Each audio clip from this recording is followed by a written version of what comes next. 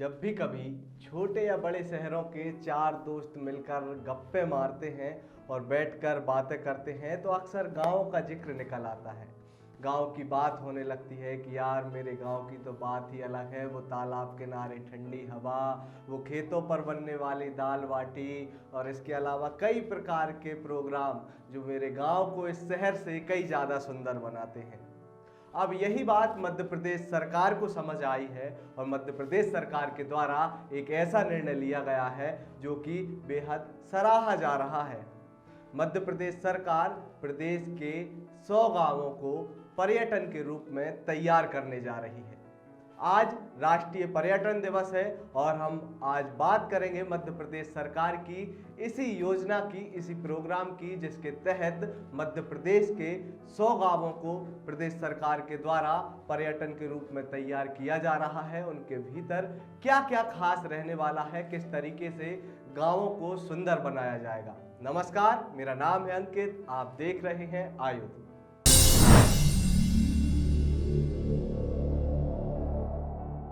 यूं ही नहीं किसी व्यक्ति ने कह दिया कि भारत की आत्मा तो गांवों में बसती है। भारत की रीति नीति संस्कृति को जानना है तो पहले भारत के गांवों को जानना होगा।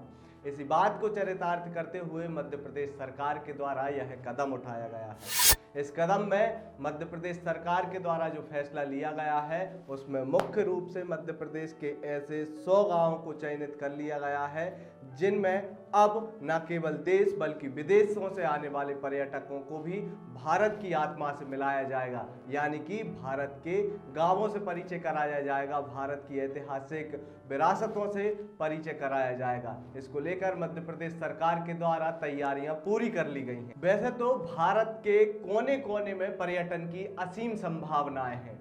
भारत के लगभग 8% लोगों को पर्यटकों की वजह से रोजगार मिलता है, वह आर्थिक रूप से समृद्ध होते हैं। जब इस बात पर विचार किया गया तो मध्य प्रदेश सरकार के द्वारा यह प्लान बनाया गया कि क्यों ना हमारे ग्रामीण क्षेत्रों से, हमारी ग्रामीण विरासतों से देश और विदेश से आने वाले पर्यटकों को रूबरू कराया जाए, मध्य प्रदेश की आत्मा से लोगों का परिचय कराया जाए, किस प्रकार से मध्य प्रदेश अपने आप में आध्यात्मिक और पारंपरिक रूप से समृद्ध है, उसका परिचय देश के अलग अलग हिस्सों से आने वाले लोगों को कराया जाए। इसके लिए मध्य प्रदेश सरकार के द्वारा एक पूरा खाका तैयार किया गया और खाका तैयार करने के बाद केंद्र सरकार को एक प्रस्ताव भेजा गया। इस पर केंद्र सरकार के द्वारा भी पूरे तरीके से सहमति मिली है और केंद्र सरकार के द्वारा लगभग 229 करोड़ रुपए का बजट मध्य प्रदेश के गांवों को पर्यटन के रूप में विकसित करने के लिए जारी कर दिया गया है। अब हम बताते हैं कि किस तरीके से इन गांवों को तैयार किया जाएगा। मध्य प्रदेश सरकार के द्वारा इस महत्वाकांक्षी प्रोजेक्ट में लगभग 100 गांवों का चयन किया गया है। ये वे गांव हैं जो किसी न किसी विश्व प्रसिद्ध पर्यटन स्थल के बाजू में है या फिर प्राकृतिक और अनुपम सौंदर्य वाली छटाओं से घिरे हुए हैं। इन गांवों का चयन करके इनकी एक सूची तैयार कर ली गई है। अब इन गांवों को पूरे तरीके से विकसित करने को लेकर मध्य प्रदेश के पंचायत एवं ग्रामीण विकास विभाग के साथ साथ मध्य प्रदेश का जो पर्यटन विकास विभाग है वह भी पूरे तरीके से इन गांवों पर ध्यान देने लगा है। यदि यह ग्रामीण पर्यटन का प्रोजेक्ट सफल होता है तो कहीं ना कहीं यह एक नज़ीर पूरे देश के लिए साबित होगा, क्योंकि जब पर्यटन की बात होती है तो न केवल गांव का सौंदर्यीकरण होता है बल्कि वहां के स्थानीय युवाओं को रोजगार भी मिलता है। इसके लिए पूरे तरीके से मध्य प्रदेश सरकार के द्वारा गांव के ऐसे युवाओं को चयनित करके उन्हें ट्रेनिंग दी जाएगी, सोशल मीडिया में उन्हें एक्सपर्ट बनाया जाएगा। इसके अलावा उनके ग्रामीण क्षेत्र के आसपास जो ऐतिहासिक और पारंपरिक विरासतें पड़ी हुई हैं उनका अध्ययन करा के उनका नॉलेज इन युवाओं को दिया जाएगा, जिसके माध्यम से जब विदेशों से कोई भी पर्यटक गांव में घूमने आएगा तो गांव का ही युवा बड़े गर्व के साथ अपने गांव का इतिहास और गांव की परंपरा से लोगों का परिचय एक गाइड के तौर पर कराएगा। जब हमारी टीम ने इस प्रोजेक्ट के बारे में बारीकी से रिसर्च की तो हमें पता पड़ा कि मध्य प्रदेश के किसी एक हिस्से विशेष से किसी गांव को नहीं चुना गया, बल्कि मध्य प्रदेश के मालवा, महाकौशल, मध्य भारत और बुंदेलखंड के ऐसे सभी गांवों को चयनित किया गया है जहां पर ग्रामीण पर्यटन को बढ़ावा दिया जाएगा। मालवा की प्रसिद्ध दाल बाटी से लोगों का परिचय कराया जाएगा। प्रसिद्ध दाल बाटी लोगों को खाने के लिए मिलेगी।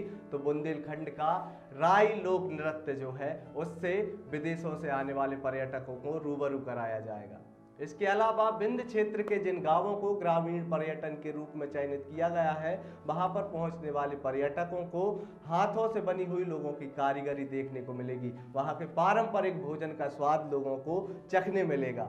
इस योजना की एक और बात इसको खास बनाती है, क्योंकि इस योजना में होम स्टे को बढ़ावा देने की बात की जा रही है। जी हाँ, जिस गांव को पर्यटन के रूप में विकसित किया जाएगा, पर्यटक स्थल के रूप में विकसित किया जाएगा, उस गांव के कुछ मकानों को भी चयनित किया जाएगा, जिनमें पुराने किले हो सकते हैं, बड़ी बड़ी जो बाखर कही जाती हैं वो बाखरों को चयनित किया जाएगा। इसके अलावा पुरानी हवेलियों को चयनित करके वहां पर देश विदेश से आने वाले पर्यटकों को ठहराने की व्यवस्था की जाएगी। इसके साथ साथ ऐसे परिवारों को भी चयनित किया जाएगा जिन परिवारों के साथ देश के अलग अलग हिस्सों से आने वाले लोग कई रातें बिताकर मध्य प्रदेश के सुंदर गांवों की खूबसूरती का दृश्य देख सकेंगे। ऐसा पहली बार नहीं है कि मध्य प्रदेश सरकार के द्वारा ग्रामीण क्षेत्रों में पर्यटन को बढ़ावा देने के लिए विशेष प्रयास किए जा रहे हों।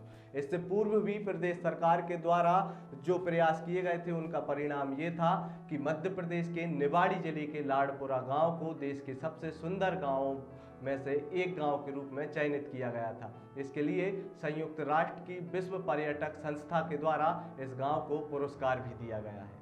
राष्ट्रीय पर्यटक दिवस पर आयोजित की ये थी खास रिपोर्ट। यदि आपको हमारी यह रिपोर्ट पसंद आई हो तो इसको अपने दोस्तों के साथ साझा कीजिए और मध्य प्रदेश के निवासी होने पर खुद के साथ साथ अपने दोस्तों को भी गौरवान्वित महसूस कराइए। बहुत बहुत धन्यवाद। लगातार जुड़े रहने के लिए आयुक्त को सब्सक्राइब जरूर करें।